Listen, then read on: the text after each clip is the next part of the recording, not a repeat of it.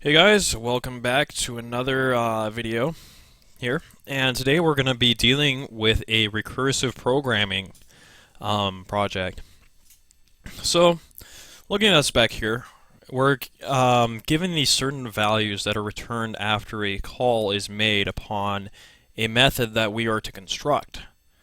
So, as you can see, it passes in 38, then it passes in a 34, and it returns the value of 1. Then we get into this case here, 380, passing 0, we get 1. Passing these two, we get 1. So what exactly are we doing here? Well, basically what we're doing is we're going to be checking each individual digit to the given elements that are passed in, and we're going to see how many match. Now you might be wondering, well, there's a 5 here, and then there's 5,552. Why doesn't it match?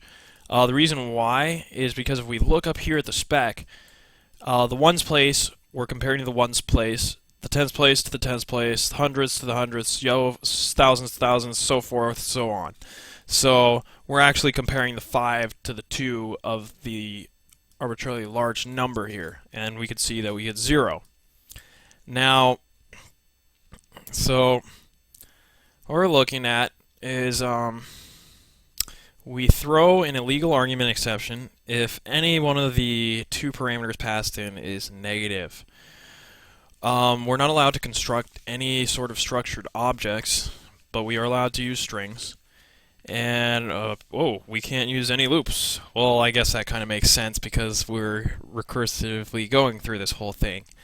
So, let's get on to it. So, this was from the last video here. So, what do we know about this? Well, we know that it's not written within a class. So it's not going to be an instance method, so it's going to be a static method. And remember what we had here, the value it's returning is an integer, and it's taking integers as parameters. Oops, sorry. And the method is called digit match. So we're going to say digit match of integer x, because that'll be the first integer, and integer y. You know, it's just like basic mathematics where we're dealing with the basics of Cartesian coordinates, but in this case we're just dealing with numbers. So we'll go on through here. So what was the first thing we wanted to do? Well, the first thing we always want to do is we want to check to see if we're throwing an illegal argument exception. And in this case we do if either of the parameters is negative. Now, so throw exception if x or y is negative. So how are we going to do that? Well, we're going to say we're going to do that with an if test. So if x is less than 0, meaning it's negative, or y happens to be less than 0, meaning it's negative, we're going to throw a new illegal argument exception. And I haven't done this in any of the past videos, but we could throw this other thing. We could say, what you talking about, Willis?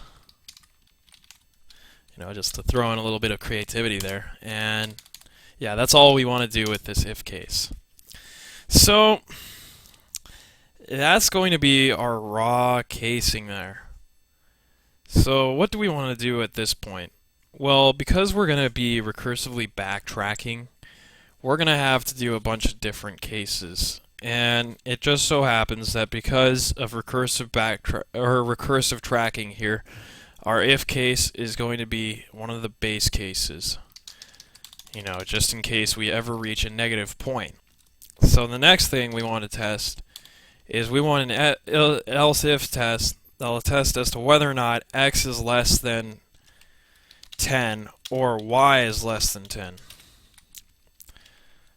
You might be asking, why are we doing this? The reasoning behind this is this will be our very base case. This will be our base case here. This will compare the one spot.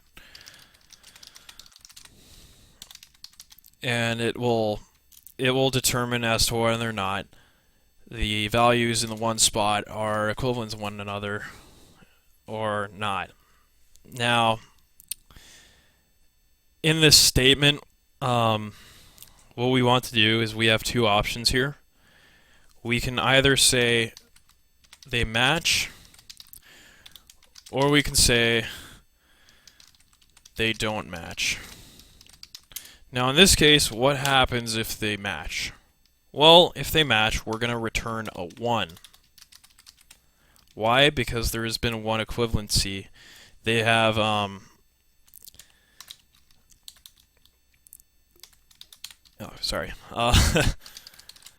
yeah, we're going to say that we're going to return 1 if we find a match, and we're going to return 0 if we don't find a match. Why the 1? Because we found one pair that matches. Why the 0? Because we haven't found a pair that matches. So the way we're going to test as to whether or not they match is by calling an if statement. And we want to say, okay, x modulus 10 at this point. Why? Because we want to get the leftover digits. If it's equal to y modulus 10. This test will check to see as to whether or not we do have a match. And at this point, as we said before, we want to return a 1. And if this test does not pass, then we do know that we've reached this else case. And at this point, we want to return a 0. Now, that will break us out of our testing here for the one spot. Here, I'll post all. Yeah. This test's base spot, yeah. And then we're going to get into a special test here because we don't exactly want to say that, oh, we've tested the base spot, let's just leave an else statement and ignore everything else. Well, at this point, we're assuming that we're going beyond the range of 0 to 10, and we're at something like 100 or 332 or something along those lines. So we're going to have another test case here. It's an else if, like before, we want to test to see if the remainders are equivalent to 10. This casing here is specific for once we get x and y to be less than 10. This is for if x and y are greater than 10. So we want to test to see if the remainders are still equivalent here. Now, what do we want to do in here?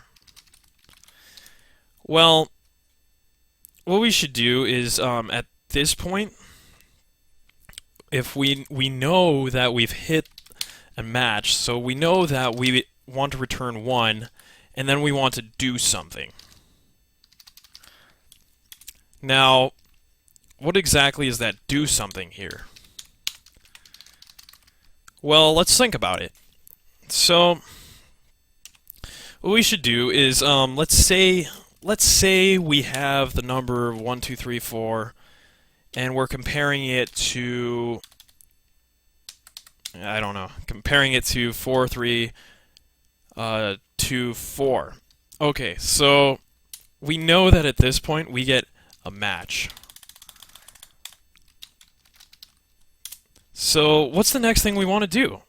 Well, alright, because of our scope of our program here, if you notice, they're always checking. They're checking the very ends of these things, of these integers, to the very base case. Now in this case, this is the best example of testing to the base. Actually, I'd say this one, or this one, because you're testing the 5 to the 2. So, what we want to say at this point is, alright, let's break it down so we now test these parts. And how are we going to do that? Well, we're going to do that in our do something method, and we can do this comparison by just saying 1, 2, 3, 4 divided by 10, so we get rid of the spot in the one spot, and we also have to do 4, 3 524 divided by 10 so that we can get the 432. So that tells us something. That tells us that our do something is going to involve dividing x and y by 10. So, but let's think about it. So we divided these by 10, so we get these. Now what do we want to do with this? Well, as we said before, we want to keep testing it. So the way we're going to do that is we're going to say, okay, our do something is going to be basically another call upon these numbers that we get.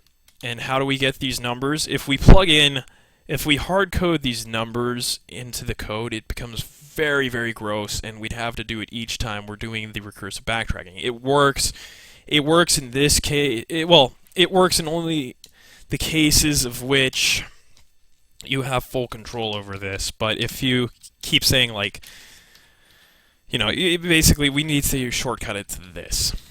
So the way we're going to do that is our do something method is going to be equivalent to a callback on digit.match of our x value divided by 10, and our y value is also going to be divided by 10. So what do we do here? Well, in this case, we want to return our one value because we've matched something, and we want to return our digit match of x divided by 10, not 190, and our y divided by 10. And I think that's about that for that case. And so we get this other case. What if we have an extremely large number, but we don't match this? Well, that's where we're getting into this case here. So it means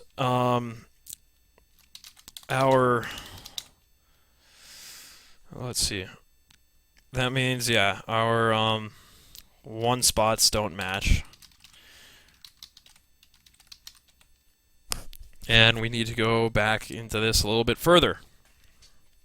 So what we're going to do is we're going to say, let's just go through the method again, but let's go through the method again, but let's make it so that we're progressing. Because if we say something like digit match of x and y, we're never moving anywhere. We're always going to hit this spot, and eventually we're going to reach a point called a stack overflow exception, meaning that we've hit something infinitely, we've run out of memory, we cannot compute this, it will never ever execute.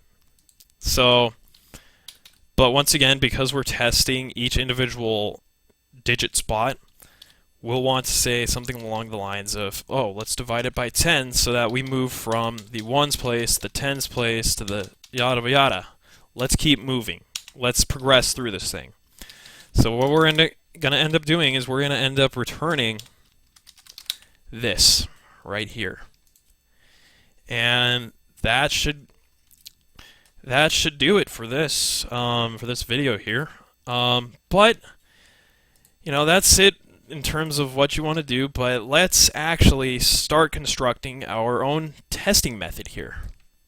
So the way I could do this is by saying, okay, let's test this thing. I'm going to say public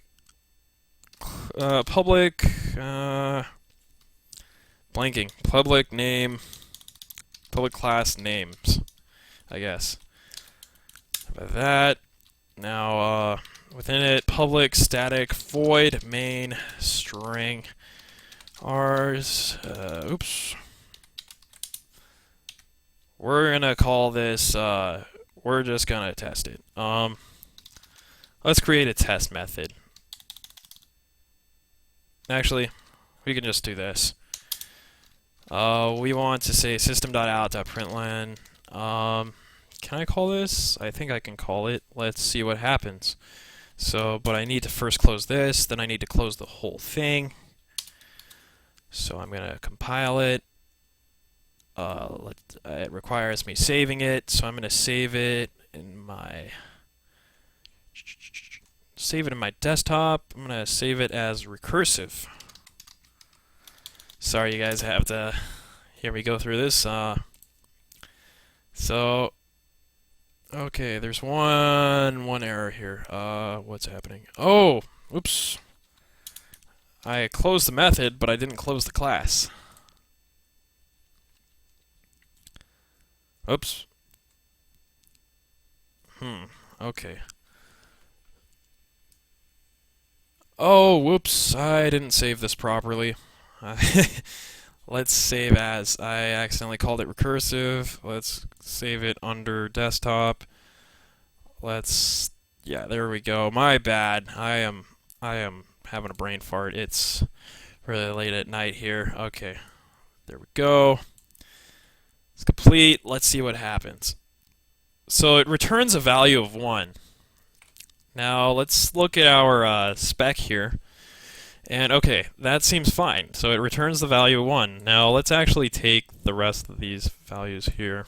I'm going to copy that, paste it. Oh, I really don't want to do that. That's pretty horrendous. Alright, let's just take something along the case of this. Digit, struggling. I want these numbers. So we know that it should return a 3.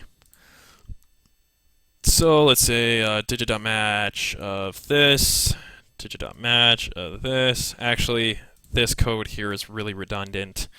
I don't actually need that. I can just say compile. It will compile, and I can run it, and it will return a 3.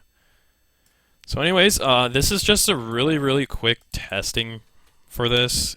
I mean, it's not impressive at all. I mean, most people tend to put like a new method, public static void test, and they'll say, okay, I'm going to throw in some parameters here,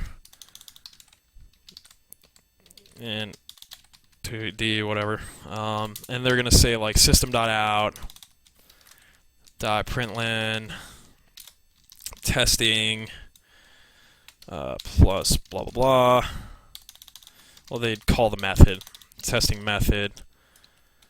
Then they'd say something like system.out.println after plus method. Well, they'd say like, yeah, they'd test numbers first, then they'd test the method and say after that. But if you just want to do some really quick testing on your own, system.out.println in the main part of the code is the way to go. Anyways, this is obviously not very well styled here. I mean, I'd get marked down a lot of points here because everything should be kind of shifted twice. But anyhow, that'll be it for the conclusion of this video. I hope you guys enjoyed it, and leave comments in the section below. I will be posting more videos like this in the near future. See you guys.